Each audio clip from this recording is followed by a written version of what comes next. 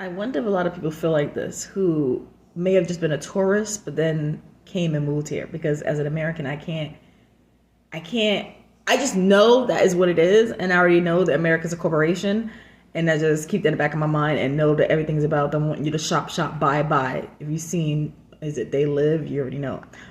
But you listen to We're this. not fighting against the billionaires who are the ones who are hoarding the wealth that we all need to live a dignified life in the 21st century. I don't think non-Americans understand just how much Americans are being sold to all of the time, like constantly, relentlessly. Because even just the last few days, I've been walking around going, what is going on here?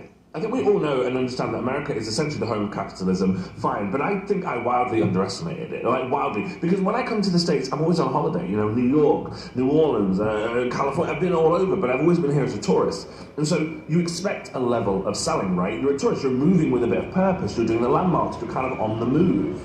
But this trip is very much kind of different. As a lot of you know, I'm here to see someone, I'm not going to get into the details, so I'm kind of living alongside of her life. There's time in the morning, like now when she's out at work, and I maybe move through the city, but even now I'm doing my own work too. I've got stuff to do on here, and so we hang out a lot in the evenings, and we do the grocery stores, we do local walks, we watch movies at home. I'm moving like someone who lives here because I'm passing through it alongside her.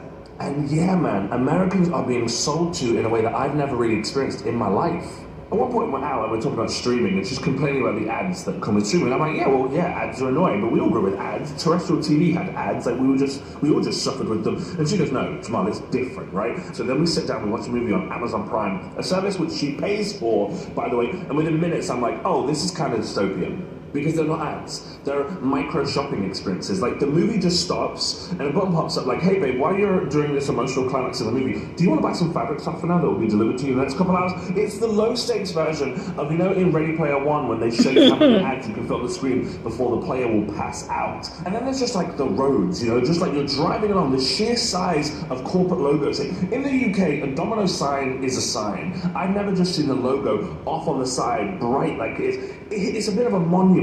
We drove past this one, right, and I'm looking at it going, I don't think I've ever seen that logo before. I've just never seen it that large and illuminated and standing all alone. UK logos exist, but they're not landmarks like this. Here, every chain looks like it's competing 5 meters after the next one. They're just competing with one another. It's not enough for you to know the brand. They want their light burned into your retinas. I swear if I lived here long enough, I could identify brands with my eyes closed by the aggression of the glow. And then the grocery stores, like every time I go into one, someone's like, hey, we've got a deal on this. I'm already in the store. I'm already buying stuff. Right. Why are you trying to sell me already? Let me breathe, love. Can I just pick up a basket? Can I just get a trolley? And then I saw one of my favorite content creators talking about the World Cup and how they're going to be doing 3-minute hydration breaks, no matter what the temperature.